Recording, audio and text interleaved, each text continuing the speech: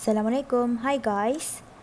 I'm going to continue with how to write the electronic configuration for transition metal, or what we call as D block elements. This is how what we've learned so far based on Aufbau principle, where we are going to fill in electron in order of increasing energy in specific atomic orbitals. So this is how the arrangement for energy that you can see based on specific energy level.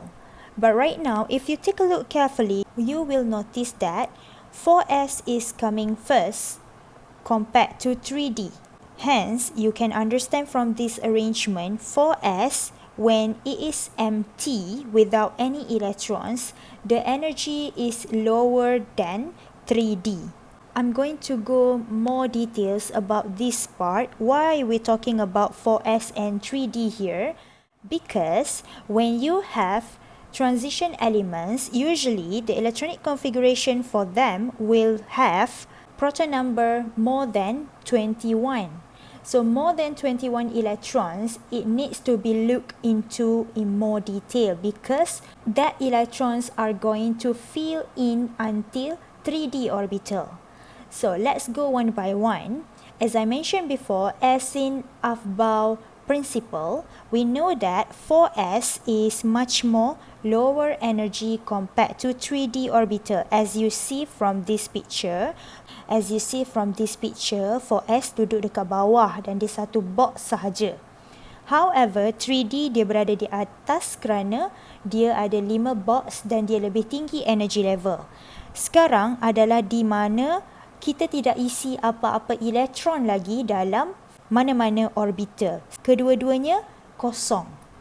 Tetapi bila kita nak isi elektron, we will fill in 4s first, because this is how Aufbau principles is applied. So, bila kita letak sahaja satu elektron ataupun dua elektron dalam 4s orbital, automatically 4s electron ini akan repel to higher energy level.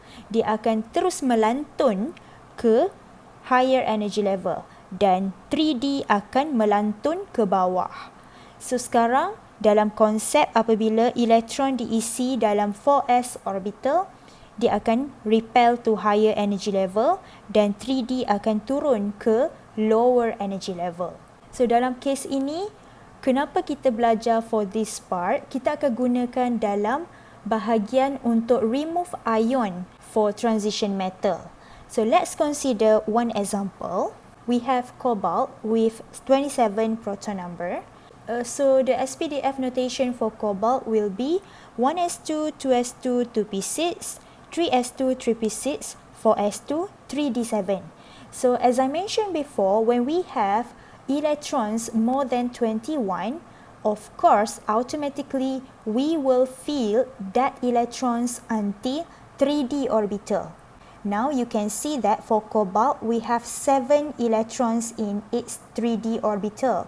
So as in orbital diagram for cobalt, we have this form where I can simplify all of this starting from orbital 1s until 3p orbital as electronic configuration for argon.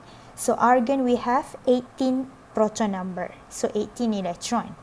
Hence, electronic configuration for cobalt can be shortened as square bracket AR 4s2 3d7. So this is how you take it out from here and put it here.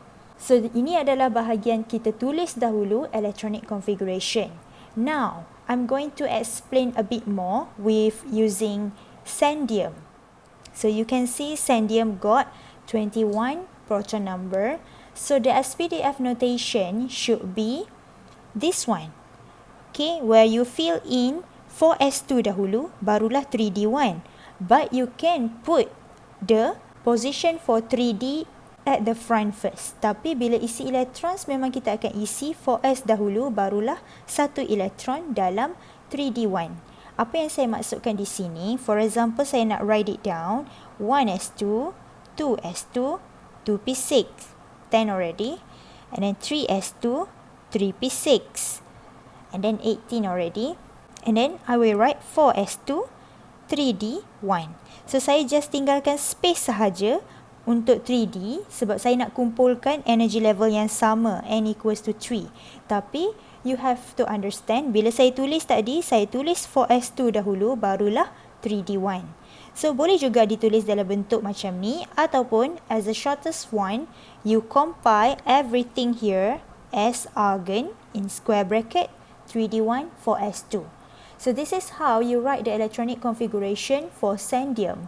But if I want to write down as another form, contohnya saya nak letak like this one, 1s2, 2s2, 2p6, 3s2, 3p6, 4s2, 3d1. Adakah cara ini diterima? Yes, it is acceptable as well. So, saya harap you understand how you want to write down the electronic configuration in SPDF notation for any transition metals after this. I hope everyone can know how to write in this form. But how am I going to write the orbital diagram for this one? So I can write it down with my symbol SC equals to square bracket AR, and then you write down the box for 3D and 4S. So boleh juga diterima dalam bentuk cara macam this one. Now, you've learned so far about the energy repel between 4s orbital and 3d orbitals. So why we learn about that concept? Because we are going to apply in this case, where you have monoatomic ions from transition metal.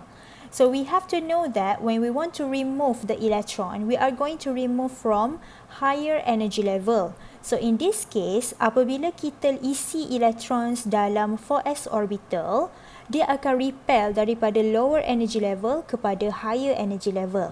So maknanya electrons akan remove daripada 4s orbital dahulu, barulah 3d orbital. So for example, I have titanium here with 22 electrons. So I'm going to have my orbital diagram like this form. So saya boleh letak 4s dahulu, ataupun saya boleh letak 3d di depan. Tapi syarat dia bila isi electrons, 4s dahulu yang perlu diisi. And after that, I'm going to remove 2 electrons for titanium. So it becomes Ti2+. So how am I going to write in terms of SPDF notation? I'm going to remove the electrons, 2 of them from 4s dahulu. Sebab 4s is higher energy than 3d apabila telah diisi elektron dalam orbital. So I'm going to remove what's left are these all, except for 4s sebab kita dah remove 2 electron. So you will have this is the SPDF notation for Ti2+. So that's it for this video. I hope you can write the proper electronic configuration for transition metal and its ion based on any specific elements from D block. So that's it for now. I'll see you in the next one. Bye.